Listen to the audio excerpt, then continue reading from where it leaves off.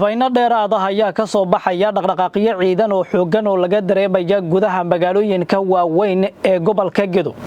Ciidamada Itoobiya ayaa soo farageliyay xiisada u dhaxaysa dowladda federaalka Soomaaliya iyo maamulka Jubbaland. waxaana maangala saacadaha soo aadan in halkaasi uu ka dhaco dagaal u dhaxeeya ciidamada dowladda federaalka Soomaaliya iyo kuwa Itoobiya oo isku dhinacayo sidoo kale maamulka Jubbaland. soo dhawaada haday tahay markaaga kuugu horeysay soo booqato halkan subscribe noo saar noo like garay muuqaalkan waad ku mahadsan tahay soo booqashadaada. warar kala duwan ayaa ka soo baxaya dhaqdhaqaaqyo ciidan oo laga dareemayo gudaha magaalooyinka waaweyn ee deegaanada gobolka Gedo gaar ahaan magaalooyinka Doolow iyo Balad Xawo waxa laga dareemayaa dhaqdhaqaaqyo ciidan oo xoogan. haddii aynu ku horeyno magaalada Doolow waxa ka taagan dhaqdhaqaaqyo ciidan oo ay sameeyaan ciidamada Itoobiyaanka ee halkaasi ku sugan. waxa ay guud ahaanba la wareegeen xarumo muhiim ah oo ay dawladdu leedahay oo ku yaala halkaasi. waxaana la tilmaamayaa in dhalinyarada iyo sidoo kale dadka da'doodu ay yar tahay ay ka ururinayeen gudaha magaalada isla markaana ay isugu geynayeen meel daafka ah magaalada halkaasina ay ku wareysanayeen.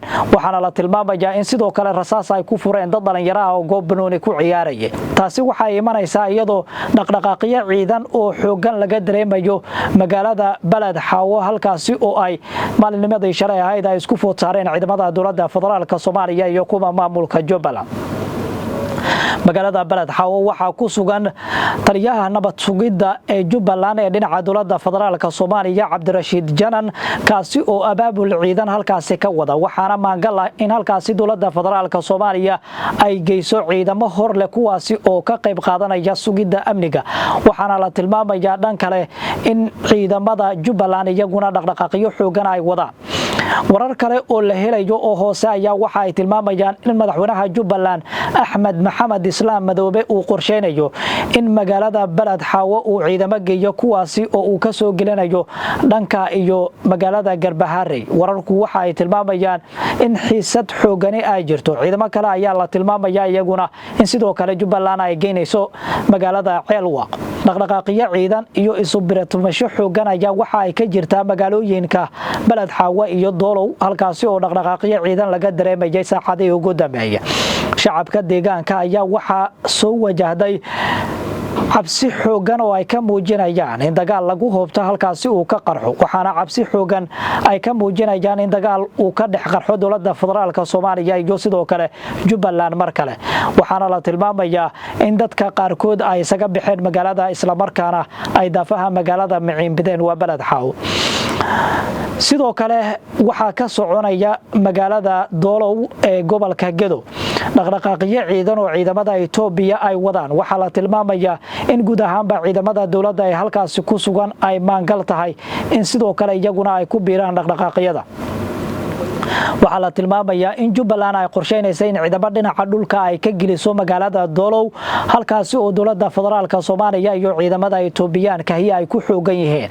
haddii tallaabadaasi ay ku dhaqaaqdo Jubbaland waxay noqonaysaa tallaabo kale oo guul ah oo ay qaadayso taasi oo ay uga adkaanayso dowladda federaalka Soomaaliya sida ay tilmaamayaan qaar ka mid ah falanqeeyaasha arrimaha siyaasadda. marmii ugu dambeeyay xiisada gobolka Gedo ayaa cirka isku sii shareertay. waxaase ay dadku wax iska weydiinayaan waxa sidaas ay u sameynayso dowladda dhexe halka Jubbaland ay isdifaacayso. waxa lagu micneeyay dowladdu waxa ay arintaasi u sameynayso dhismaha maamulka cusub ee Jubbaland iyo sidoo kale in ay hanato 16 kursi ee deegaan doorashadoodu ay tahay magaalada Garbaharey ee halkaasi ka soo gala doorashada soo aadan.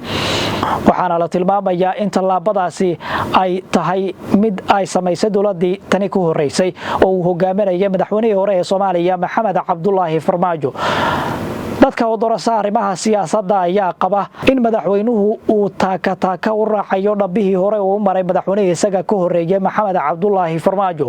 waxaana la aaminsan yahay in tallaabooyinkan ay ku dhamaan karaan in guud ahaanba markaasi Jubbaland ay iyadoo soo xulato doorashadana ay gacanteeda ku qabato sidii hore ay uga dhacday madaxweynihii kani ka horeeyay ee Maxamed Cabdullaahi Farmaajo.